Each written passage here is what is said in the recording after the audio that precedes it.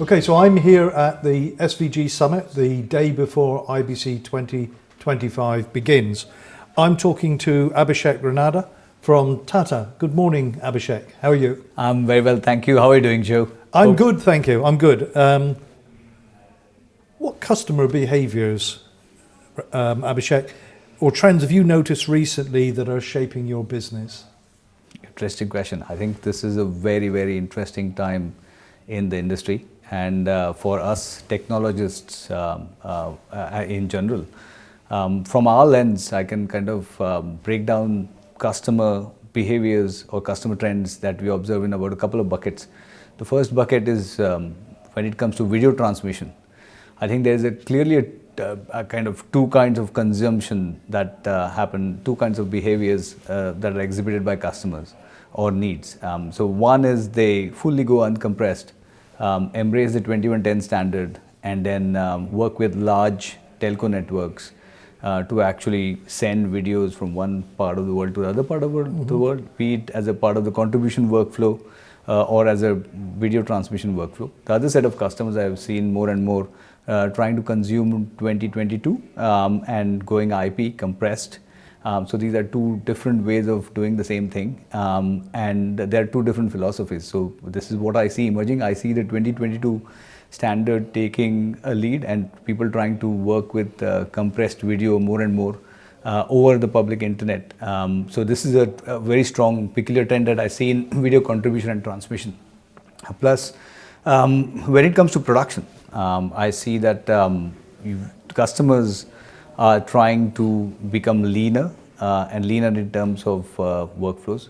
I've seen that the industry is demanding IP-based workflows. They do not want to drive, production companies do not want to drive OB vans to sports events especially. I'm talking in the sports context. So all the production companies, broadcasters that I've spoken to have at least thought about how they are going to transform production workflows so that they are leaner in terms of technology, manpower, operations, and easier to operate. And IP-based technologies, this is where some of our products and services are also placed and focused on. I've also seen in production, when it comes to production and distribution, I've seen that there is an increased demand from the end consumer for bespoke content. So unilaterals when it comes to transmission, bespoke productions for top broadcasters is something that sports organizations are absolutely keen to do. And this increases complexity. So if you take a traditional production workflow, this is very hard to do. And with the IP-based workflows, you can create unilateral and bespoke content packages which can be then monetized. I think this is a very interesting trend that I've seen in the industry in general.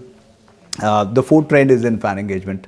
Where you see, look, I mean, everybody wants to consume content.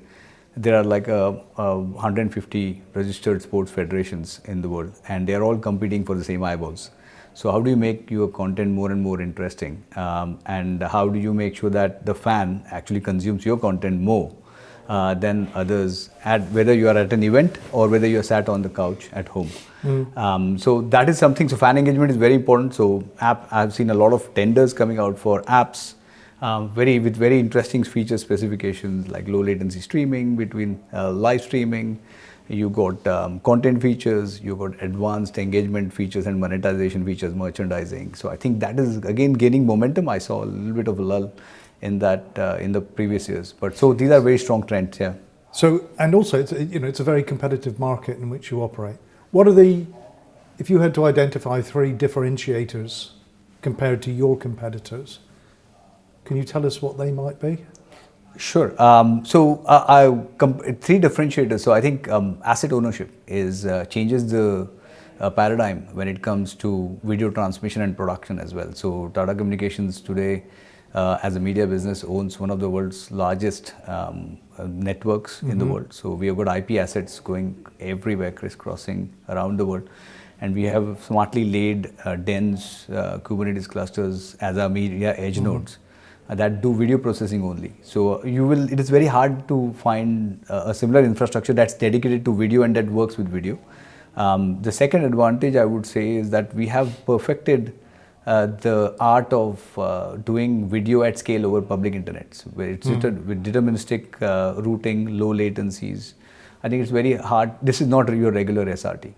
So it's very hard to kind of match this product, because again, it needs those peering agreements, asset ownerships. And when it comes to production, how do we apply a contribution video feed with lowest latency possible to your production environment that's hosted somewhere, right? So that is something that Tata can do really well. The third thing I would say is the stability. So we have been in this business for the last a good part of 12 years.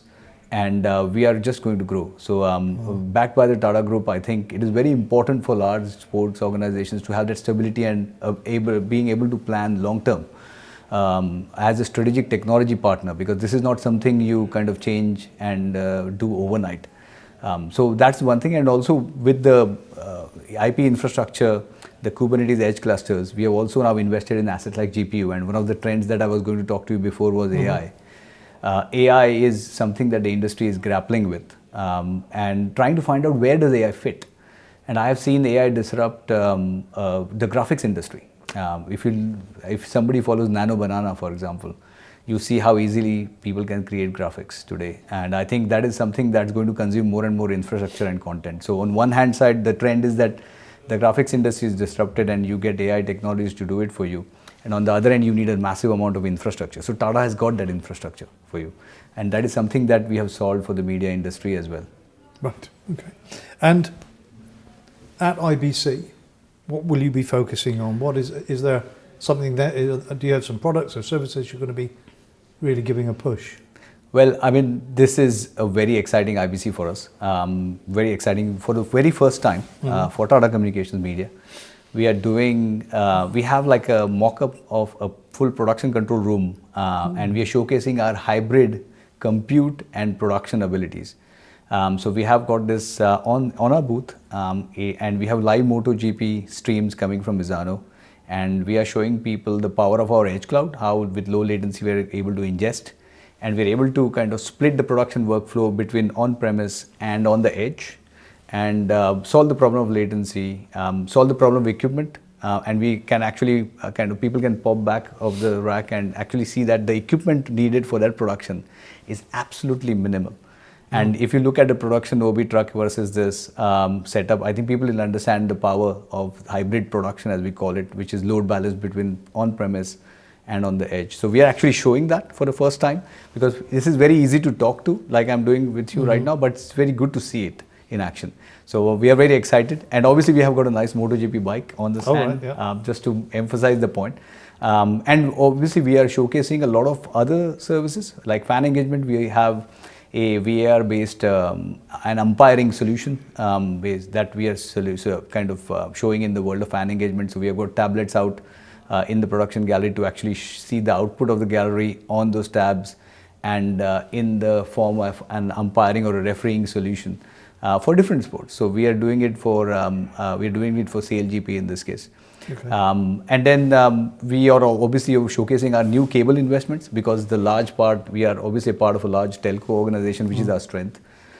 We keep on investing and expanding this infrastructure. So this year we have invested in a new cable system, TGN-IA2, which solves the problem of connectivity in Asia.